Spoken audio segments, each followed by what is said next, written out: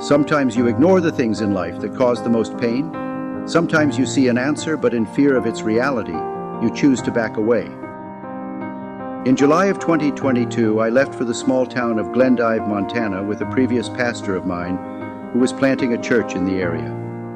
This was my first time going on a mission trip, and I was excited to tell my family all about it when I returned home that August shortly before starting my educational journey at a new college.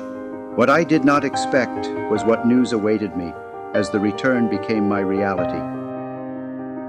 As I returned home in August, ready to tell my grandfather how my mission trip had gone, and college came closer each day. I remember the glow on his face as I talked his ear off about what I planned to do after obtaining my degree. This time I was with my girlfriend of 3 years considering marriage. Days later, everything fell apart, and what seemed like my entire world stopped in an instant. Paul Towns passed away earlier this year, but not before making sure that his community could see how much he loved them one last time. Tonight, Kershaw County is mourning the loss of 66-year-old Paul Towns.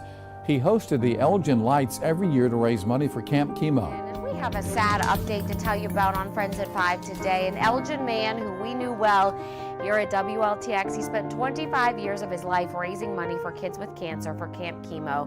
We are sad to report tonight that Mr. Paul Towns has died. Mid-August days before school began, my grandfather's condition made a turn for the worse. My girlfriend was pushing me away without explanation, and I seemingly had no time to process it all as I began my classes. My grandfather fought cancer for over 20 years. I, being 19 years of age at the time, lived each day watching him fight the sickness, not knowing when would be the last. He was a kind man who believed in helping others more than himself. He has largely shaped me into the man I am today. I began to struggle in my relationship. My girlfriend was pushing me away for reasons I did not know, so I had to make the decision to focus my attention towards spending as much time as I had left with my grandfather. The day is September 18th. I am speaking with my grandfather for what I did not know at the time would be my last. I am telling him how school is going and all the cool new projects I have in mind with the skills I am obtaining and the people I have met. His replies are slow and his grip weak. I hold his hand so that he knows I am near, and I wait for a response before telling him all I can. He tells me this: I am proud of the man you have become. Jesus has been so kind to me, and I hope that you have accepted him in your life. Jesus is good, and I could not have done the things I did without him. Everything on it's elves and reindeer, Santa Claus. Paul Towns is the kind of guy who can't just have one of something. He has hundreds of his favorite things, and at Christmas time, he has no shortage of lights. You see all the little kids with their eyes all bugged out, grabbing on that picket fence and watching the things run. There's a big old milk jug in the train room. Since 2004, it's been there to collect donations in memory of Cole Sawyer, a young boy who died of cancer. The money goes to Camp Chemo.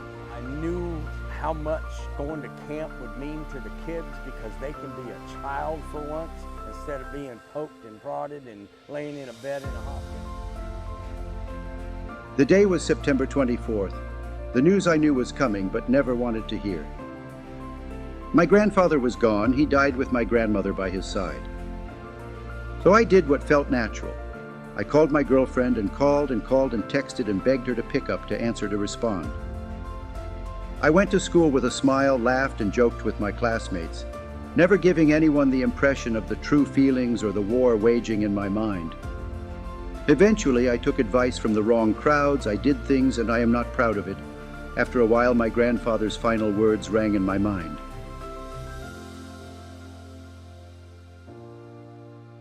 Hebrews 5:12 says, "In fact, though by this time you ought to be teachers, you need someone to teach you the elementary truths of God's Word all over again." I sought out a church away from my parents, and I came across a church called Grace Life. Here, each sermon seemed to be speaking directly to my struggles. First, I found a new hope. Then I learned to change my mindset. After that, I learned how to grow closer to Jesus and build a relationship with Him. I learned how to be mature from a Christian standpoint. And finally, I learned how to deal with the pain when life hurts. Jeremiah 29:11 through 12 says, "For I know the plans I have for you, declares the Lord. Plans to prosper you and not to harm you, plans to give you hope and a future. Then you will call on me and come and pray to me, and I will listen to you."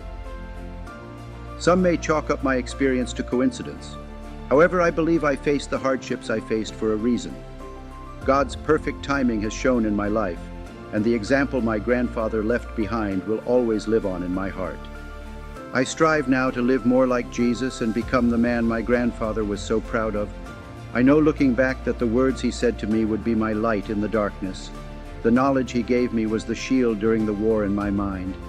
The love that he gave me was the sword to fight my way back to the ever so peaceful light. Galatians 5:13 says, "You, my brothers and sisters, were called to be free, but do not use your freedom to indulge the flesh. Rather, serve one another humbly in love." My grandfather was not a perfect man. However, I believe he is the closest example of a man who lived the way Jesus wanted him to. His life story reminds me that I have two options. I can use my hardships as an excuse for my failures, or I can accept that I am not perfect. I can accept that I am in pain, and I can decide to still continue to serve Jesus, the King of Kings, the Lord of Lords.